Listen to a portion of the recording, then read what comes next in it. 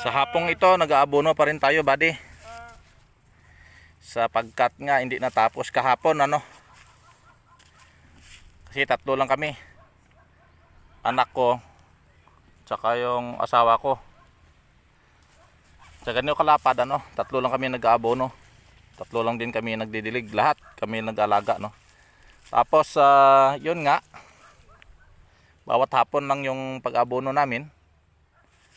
Sa umaga, no, iba yung aming ginagawa, nagtatanim kami ng pakwan.